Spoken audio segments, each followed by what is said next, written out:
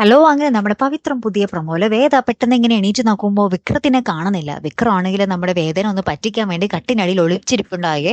വേദ ഇതൊന്നും അറിയാതെ ബാൽക്കണിയിലും അവിടെ ഇവിടെ അന്വേഷിച്ച് ഭയങ്കര സങ്കടപ്പെട്ട് ലാസ്റ്റ് കട്ടിൽ വന്ന് ഇങ്ങനെ ഇരിക്കുന്ന സമയത്ത് നമ്മുടെ വിക്രം പതുക്കെ കട്ടിലിന്റെ അടിയിൽ നിന്നിട്ടോ എന്നും പറഞ്ഞ് നമ്മുടെ വേദന ഇങ്ങനെ പേടിപ്പിക്കുന്നുണ്ടേ.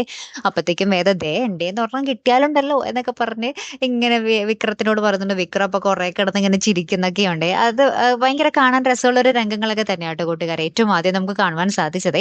പിന്നീട് നമ്മുടെ അച്ഛൻ നമ്മുടെ വിക്രത്തിനെ വിളിച്ചു വരുത്തിയിട്ട് ഇങ്ങനെ പറയുന്നുണ്ട്, വിക്രം നീ സറണ്ടർ ആവണം, എന്തായാലും നമ്മുടെ വേദയുണ്ടല്ലോ, അവള് നിന്നെ പുറത്തിറക്കിക്കോളും എന്ന് പറയുകയാണ്. അപ്പൊ ഇത് കേട്ടിട്ട് നമ്മുടെ അമ്മ ആകപ്പാടെ ഇങ്ങനെ സങ്കടത്തിൽ നിൽക്കുന്നുണ്ട്. പോലീസ് പിടിയിലായാലും വിക്രത്തിന്റെ ജീവിതം പിന്നെ എങ്ങനെയായി തീരും, രക്ഷപ്പെടാൻ പറ്റുമോ എന്നുള്ള രീതിയിലെ.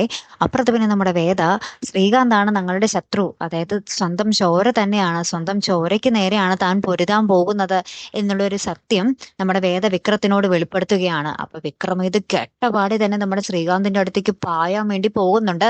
വേദയാണെങ്കിൽ അയ്യോ പോകല്ലേ എന്ന് പറഞ്ഞിങ്ങനെ വിക്രത്തിനെ പിടിച്ചു നിർത്താനും ശ്രമിക്കുന്നുണ്ട്. ഇനി എന്തൊക്കെയായിരിക്കും സംഭവിക്കാൻ പോകുന്നതല്ലേ, കാത്തിരിക്കാട്ടോ. അപ്പൊ അടുത്തൊരു വീഡിയോയുമായി വരുന്നത് വരയ്ക്കും ഗുഡ് ബൈ.